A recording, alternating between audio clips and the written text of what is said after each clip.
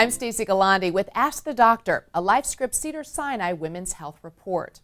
Now, you've just been given the results of your heart stress test, and your doctor says everything's fine. But are you really okay? Maybe not. You could have cardiac microvascular disease, a problem that occurs more often in women than men and can be deadly. And the symptoms are so subtle, you might not be aware that it's a warning sign for a heart problem. Lifescript's Mari Cartel has the story. Toshua Andrews was a 33-year-old active mother of 3 who was in great physical condition thanks to her passion for ice skating. Then in 2007, she began having a burning in her chest. I'm an ice skater, so I work out a lot, and I would ignore the burning. I just thought it was heartburn.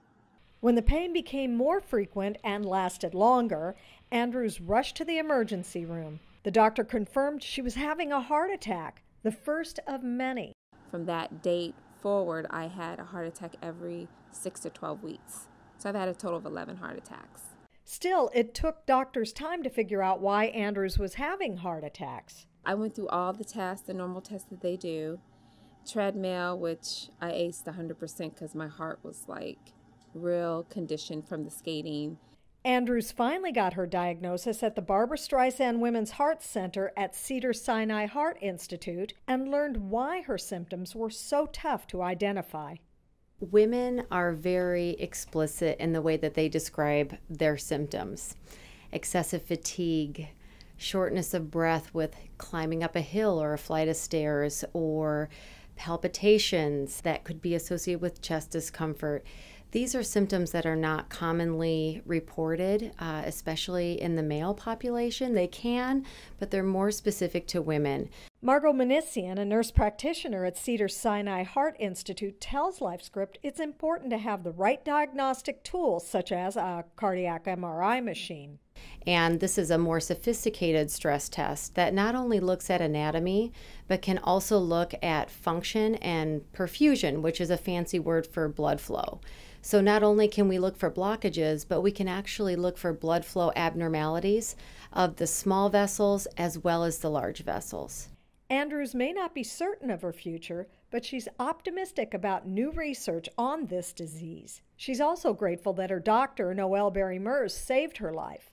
The women's heart community has been an enormous contributor to me probably still being here. You know, she took the extra step that was necessary to figure out what was wrong with me. She didn't look at my age. You know, most people look at me and they say, oh my God, you can't be sick. You know, but I do have a broken heart, and she is mending that for me. Thanks so much, Mari. Now we turn to Lifescript's Chief Medical Officer, Dr. Edward Geer, who discussed the condition with Dr. Noelle Berry-Mers, the director of the Barbra Streisand Women's Heart Center. You've touched on the difference in the anatomy, the microvascular coronary circulation, the little vessels of the heart that may have a different reaction to heart disease in women than in men. Is that gaining traction as a concept in healthcare? There is more and more written about microvascular disease and microvascular dysfunction in the cardiac system. I mean, we all learned in medical school about microvascular disease of the eyes. We learned about microvascular disease of the kidneys. Why did we think that the heart should be so different?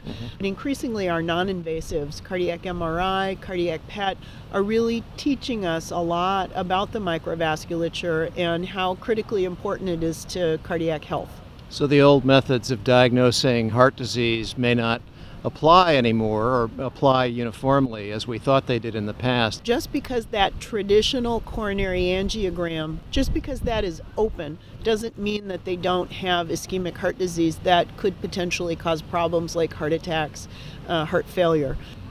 You touched earlier on the fact that women may have unusual symptoms or signs of heart disease. Can you share a little bit more about that?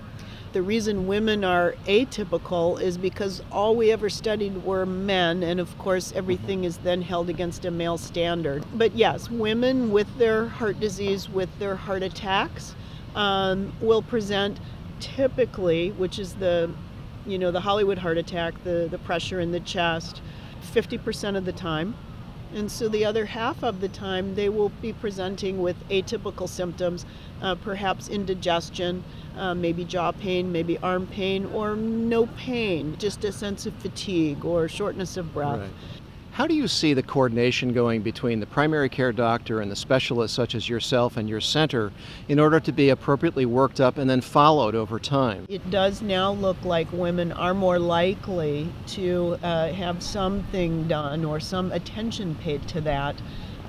They are more likely to be referred to a subspecialist, and they are more likely to get things like EKGs and stress testing. That if we do a better job recognizing the full 50% of women who present with atypical symptoms, we'll do a better job for the 30% of men that present with atypical symptoms, because that is not a small number either. So a better recognition, a better diagnosis of ischemic heart disease is going to be something that's win-win for women and men. Well, Dr. Merz, I thank you very much for joining us today, and we appreciate your time and best of luck with your work. Thanks for this important attention. Thank you so much, Dr. Geer, for that very important report. Now, for more information on women's heart health, you can visit Lifescript.com's Heart Health Center and Cedars-Sinai at cedars-sinai.edu. This has been Ask the Doctor, a Lifescript Cedars-Sinai Women's Health Report. I'm Stacey Galandi.